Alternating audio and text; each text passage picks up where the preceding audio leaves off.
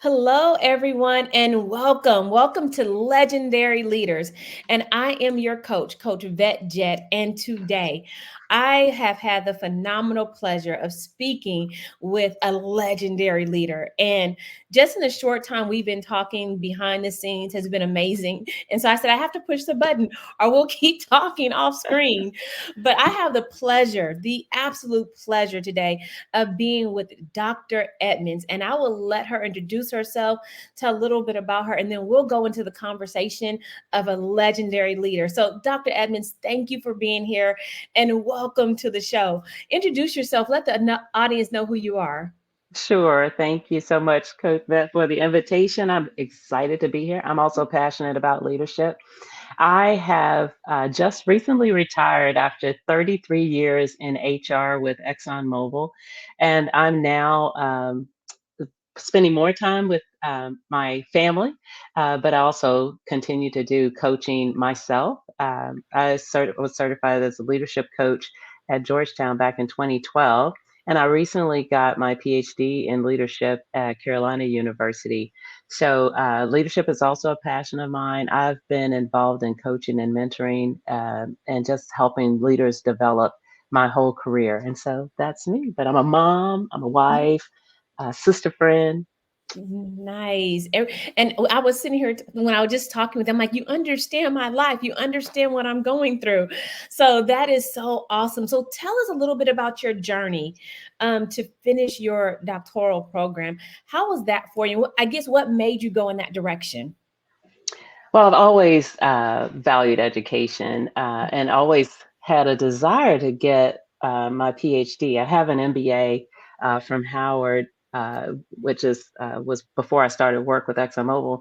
But then life, kids, all the stuff, work got in the way. But when my son graduated from high school, I was actually in Doha, Qatar, and I was like, "What am I going to do with all my time?" And I was like, "Oh, I could go back to school." And so he and I started around the same time in 2017. And like I said, I've always had a passion for leadership, and I was looking for an online program. And I was also looking for a program that was spiritually based. And so Mhm. I ended up enrolling and studying leadership at Carolina University.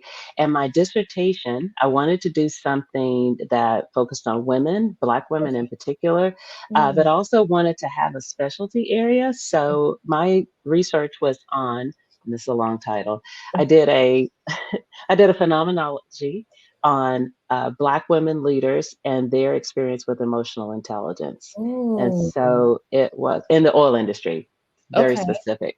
And so it was a qualitative study, and I interviewed 10 phenomenal women who are leaders in different parts of the oil industry who had risen to senior management and wanted to understand not only their experience, but also to how they applied emotional intelligence principles. And so Mm. really got into what does it look like in an Okay. everyday leader's activities. And so that was the Really? research. That was awesome. So, what did you find out most? Was there a common theme that you found in your research as far as Black women emotional intelligence in the oil industry? Well, of course, there were a lot of themes. All, all of them felt some at some point some sense of isolation from Okay. being kind of the first.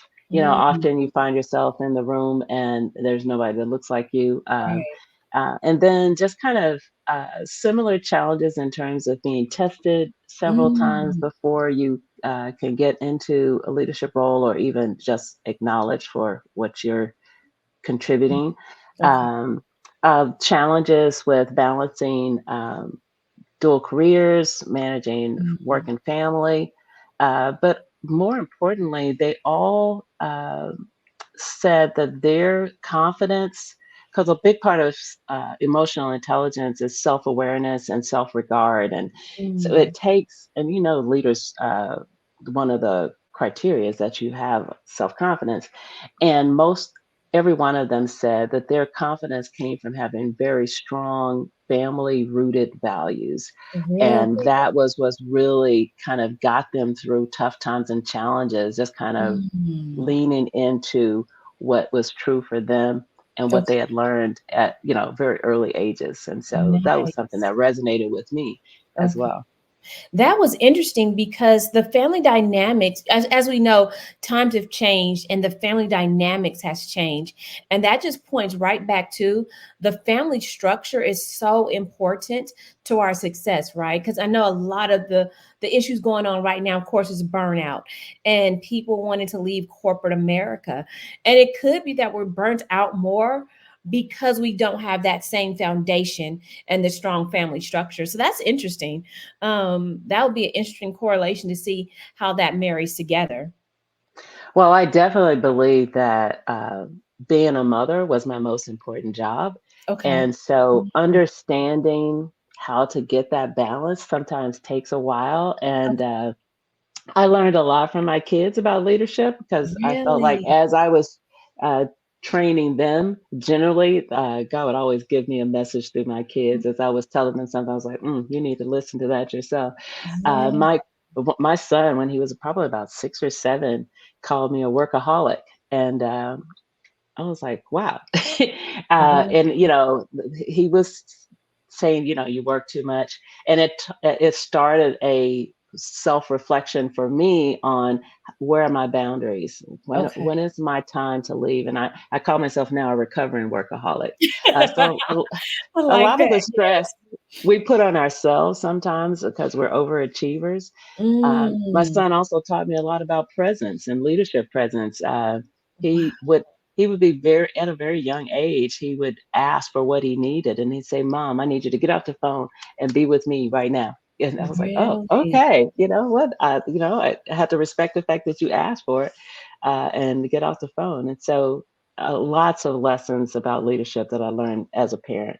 Wow. So how did you strike that balance? Because your children are older now. So how did Mhm. you strike that balance when they were younger, between being a workaholic, right, and being a parent and a wife and going to school and achieving, being a high achiever on your job? How did you strike that balance? I won't say that I got it right all the time, but definitely, as I said, I went through a period where I recognized that I didn't have the appropriate boundaries. I was working, crazy hours, and it was when I stopped and started setting a quitting time. It's because one of my Mm, peer mentors at work said, "Well, when is your quitting time?" And I was like, I don't have a quitting time. I wow. basically just work until my stomach starts growling. And then I decide it's time to get up and go home. And so I started by setting a quitting time. And it was a habit that I had picked up because my first husband, he used to I used to do drop off and he would do pickup. Okay. And so I got used to coming in a little later, around Mm. 8 or 9, and then staying late. Oh, But wow. they had gotten older, and they got themselves off to school, and I didn't need to do that anymore. So Okay. when I started saying, "Oh, I'm going to leave at 5," and it took me a long time to get to the point where I could actually leave at 5. I had to start to get Mhm. ready to leave about 3 so that I could walk Wow. out the door at 5. But then I was like, "Oh my Mm. goodness, I have time to sit down to dinner with my kids." I have so prioritizing, setting boundaries, Okay. being intentional about uh, calendaring. I mean, my kids knew early on. Mm. I will do one field trip a year, Okay. and so get it on the calendar early. Tell me when you want me to be there.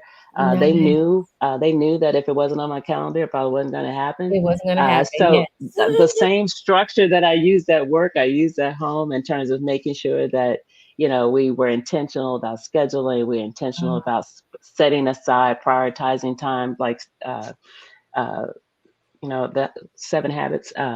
Covey said, the big rock. yes. Do put the big rocks in first. So planning Mm, that family vacation once a year, planning the times when you're going to be focused and present with your kids on a school trip or something like okay. that.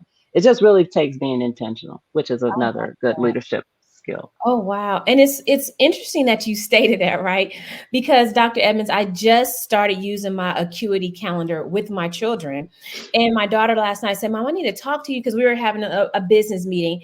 And I said, "You have the link to my calendar. Put it on my calendar. So one, I don't have to stress to remember to talk to you. Two, you don't have to ask me over and over again. And three, Hmm. it's just a blocked off time. So nothing else will come between that. So even if we talk over dinner or if we go out to a restaurant, we're still having that time. And I know nothing else is coming over that. And I was really against that for so long. So I said, I'm Really? tired of my, yes, because I said, I'm tired of my life being scheduled. I just want to be free.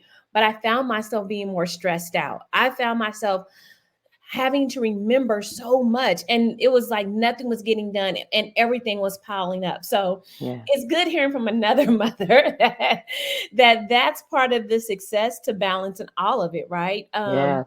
Making sure there's time and order and for everything. So thank you for confirming that. Right. Yeah.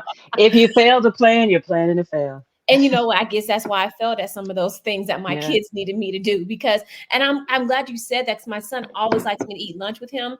So I'm gonna say put that on my calendar, and I'll make Yeah. sure I'm there to eat lunch with you on one of those days. So yes. And it makes them feel important. Oh, I never thought about the them part of Yeah. it. Oh, Yeah. thank you, Dr. Edmonds. Now that's powerful. I needed that. Yeah. So yeah.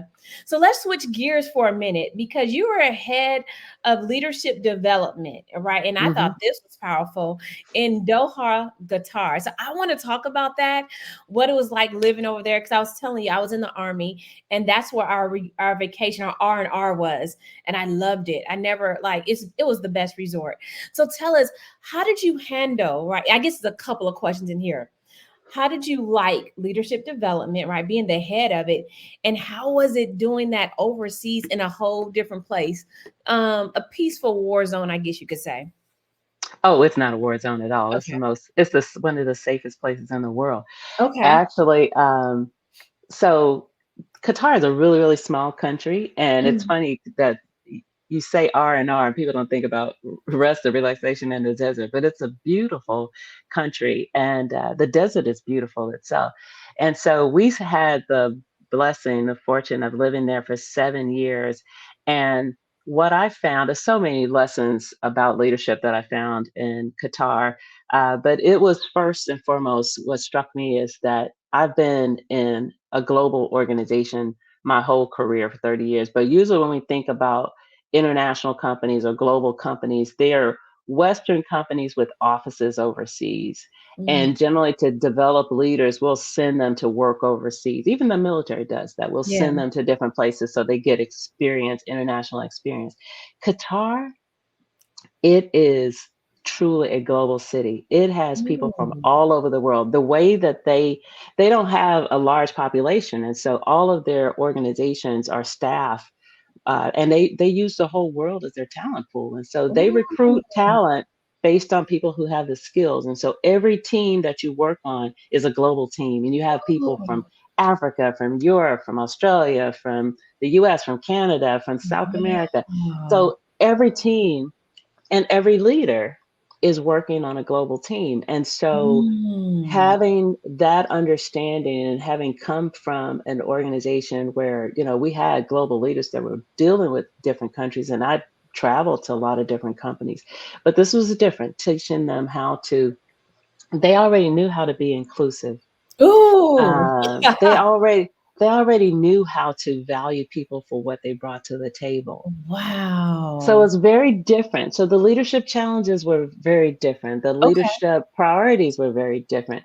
It was really for them, how do you align people around a certain a specific goal, objective, Okay. strategy? How do you get them to have line of sight between the work that they're doing and the CEO's vision?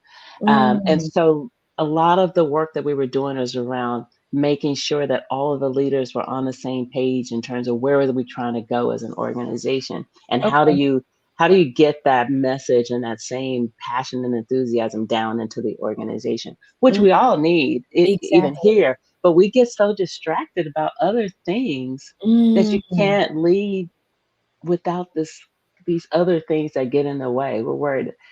and inclusion should be natural. It It shouldn't be should an be. initiative. Yeah. It Wow. shouldn't be an initiative. One of the things that was Okay. really Mm, striking to me for mm, most of my life, and I went over to Qatar. I had just turned 50, and I'd always identified as a black female, black mhm, Christian female. That was kind of how I saw myself, and that was the lens by which I thought the world saw me.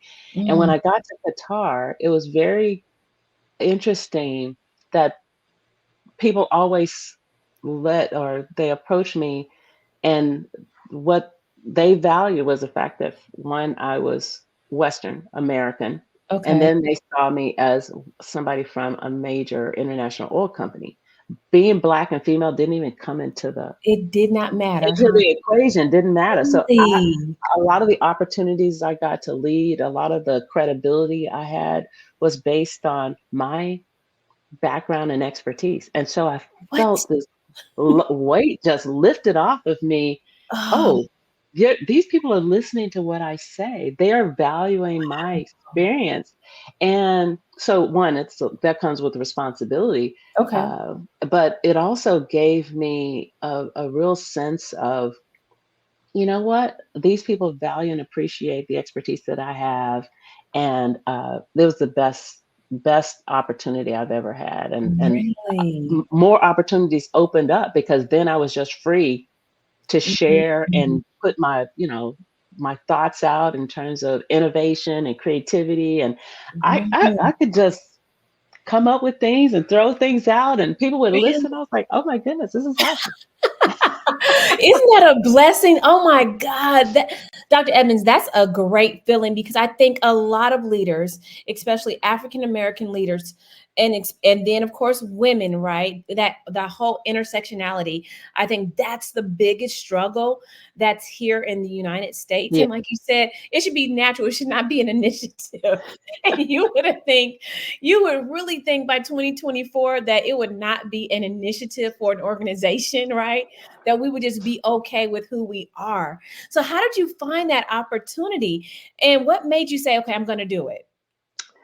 Well, being with a company for 33 years, there's a whole process for developing people. And when we send people, there's decisions about when we send people. And there are two reasons when we send people overseas. One is for development of leaders, Mm, and also for so that they get that global international exposure and experience. But the other reason is when somebody has specific expertise that's needed in a country where they don't have that expertise. And really? so I'd always wanted to go overseas. I'd always traveled and worked in global organizations that and worked on projects that required me to go overseas, but I'd never lived overseas, and I always had it on my little box of I'm Really? willing to go work overseas. But somewhere around probably mid career, um, most of I hadn't had the opportunity, but I also we merged with another company, Okay. and I kind of lost my sponsors and Okay. those people who knew me. And Mm, so what could be perceived as kind of a career setback, it was okay. actually an opportunity for me to redefine Mm, my personal brand. And I was very intentional. I had a leader, a manager who told me, Valerie, you want everybody around the world to be saying the same thing about you. A lot of people like working with you, but when I talk to people, they all say you're good at different things. And so I don't know what to believe. And so he's like, you want everybody to be saying the same thing about you. And that's branding, right? okay. That's when you're known for something. Okay. And so probably about 15, 20 years ago, I started working on what do I want to be known for? Mm, And had nothing to do with my job title, but I said I like training. I like okay. developing leaders, and I Yes. really have a passion for developing supervisors because they're on the front line, and that's Mhm. where you really impact employees the most at the supervisory level. So I Yeah. started volunteering to train supervisors on how to be effective and just training them on our processes, things that I already knew. And also started working on with the merger, big projects. I like facilitating. I'm a peacock. I like being up in front of the room and training. So I started developing um, packages to train leaders, but I also started working on big change initiatives. So these are Okay. some of our strategic priorities were around managing changes as organizations were shifting, we were downsizing, we were offshoring, we were uh, divesting stuff. And so Mm, helping managers and supervisors deal with all these changes, I started working in change management. okay. I became known for managing change, training Mm, leaders. It wasn't my job. My job was HR business partner, but I started okay. doing all this stuff as projects on the side. Okay. So when this opportunity came up, the development committee for HR, they looked at the job description, and Mm. around the room, all the people that make decisions about where people will, who will take which jobs, they all Mhm. said, "Oh, that sounds like Val."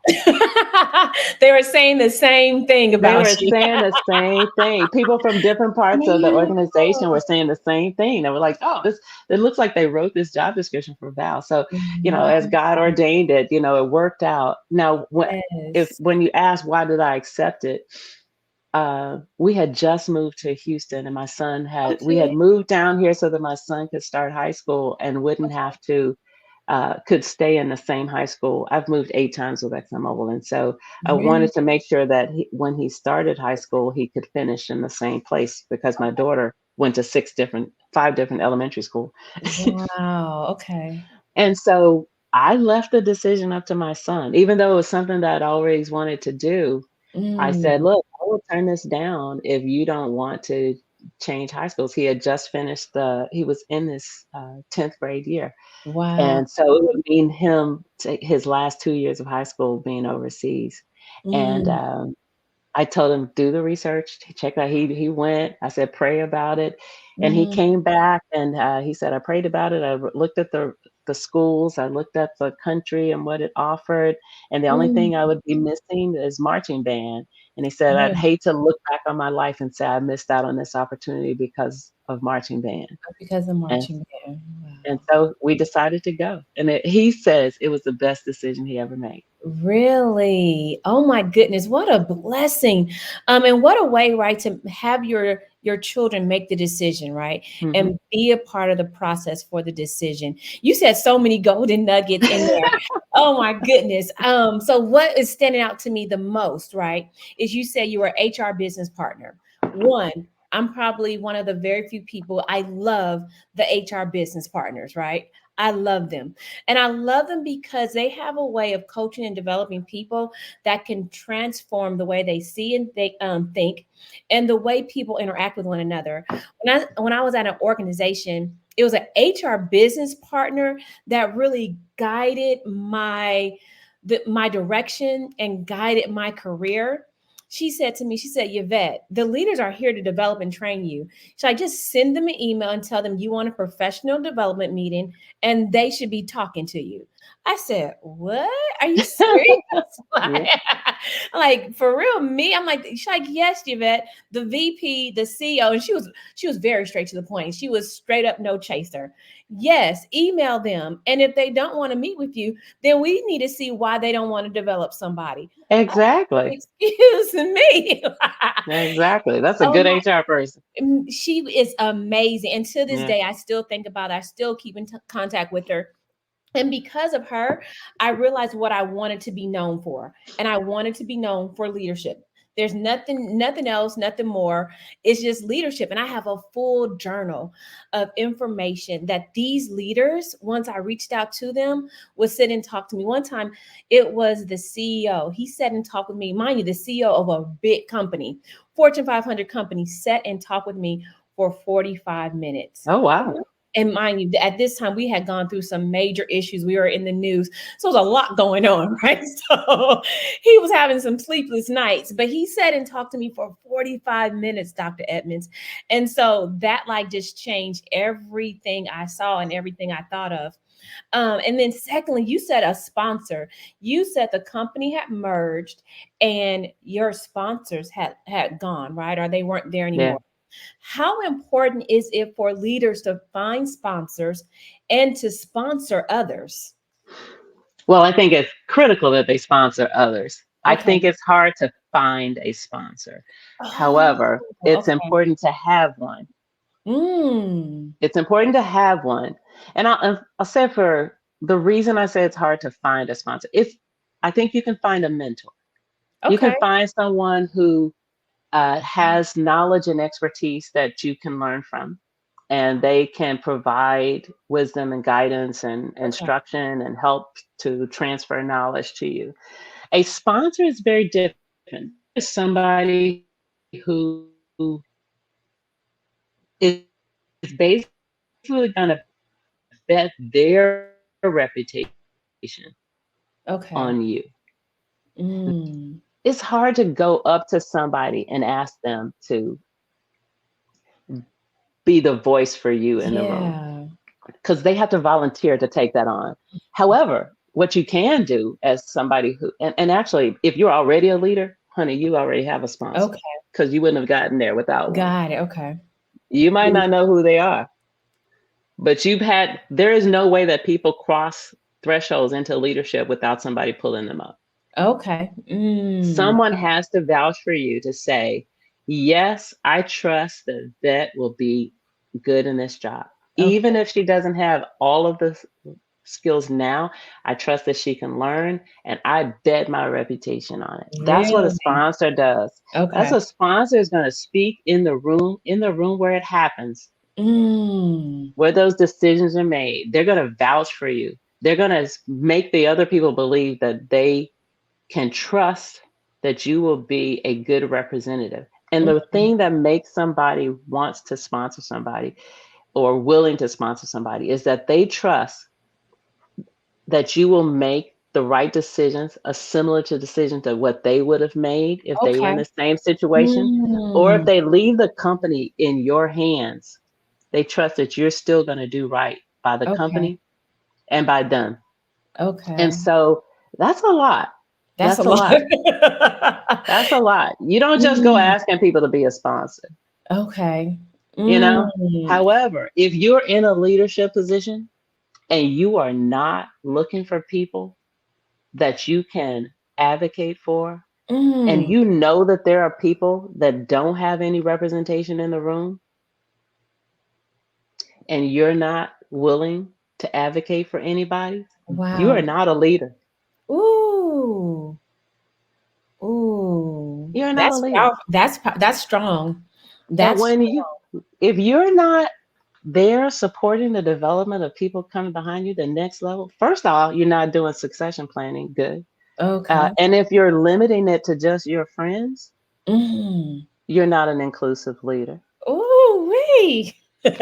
So if you're not building relationships with people that don't look like you, that don't go to the same church, that don't live in the same neighborhood, that don't participate in the same clubs and community organization, you need to widen your horizon. Mm. You're in a vacuum chamber. Ooh. So Dr. Evans, that's powerful. That is, you said it. Oh my goodness. I would love to sit in a room with you as an HRBP. Oh my goodness. oh, I tell them they get straight talk from me. I see it. It would be pins dropping in there. It would be so silent. So, like she has said it. The doctor yeah. has said it. Well, Dr. Edmonds, we're 2 minutes away from rounding out our conversation. Do you have one final nugget that you would like to leave with our audience that you wish someone that would have told you earlier in your leadership journey? Mm. Yeah, I would say, if nothing else, leadership is action. It's not Mm. position. And you can lead from any seat in the room. Has nothing to do with your title. So if you Ooh. identify as a leader, then you need to act like one. Ooh, Dr. Edmonds, I love the way you put that. You said if you identify as a leader, because people are having so many different identities right now, right? Mhm. And I have never heard anyone saying, I identify as a leader. You know, I'm going to use that. Dr. Edmonds, can I steal that from you? May You I can still, I got a whole chapter in a book talking about my identity as a leader. really? Oh, Yeah. okay. So where can we get your book? Amazon, Valerie Edmonds. Just type in Valerie Edmonds. I got lots of them. I'm going to get that today. So, where can our audience find you? Are there any platforms that you connect with people so we're not in a vacuum? I'm on Instagram as Okay. Masterful You. Um, Mm, and I'm on Facebook too as Masterful You, and Valerie Edmonds on LinkedIn. love it. Follow me. We will follow you. Dr. Edmonds, thank you so much for this conversation. It has been amazing. It's been amazing, amazing to talk to you. And Yeah. congratulations on your doctoral degree. Congratulations on retirement, just Yeah. everything. Thank you so much for being an example. And thank you so much for joining me. I couldn't be more excited today. So, Thank you. a And I'm legendary. excited about your platform, Legendary Leaders. This Thank is exciting. you. Thank you. Keep us in your prayers. That my goal is, because I identify as a leader. My goal, and when I died 103 years old, is to leave behind a legacy of Mhm. legendary leaders. To say I've helped train, develop, and impact leadership for the better. Yeah. That's my goal when I died 103 years old. So That's awesome. that is my goal. Well, audience, thank you so much for joining us. I know that you've enjoyed Dr. Edmonds. She's amazing. Of course, I want to talk to her again. So just tune in, and I know that you will be blessed by this conversation. And as I always say, if you don't know what to do, if you can't do anything else, do not be ordinary, be legendary. When all else fails, don't be ordinary, be legendary. Have a great day, friends. Bye for now.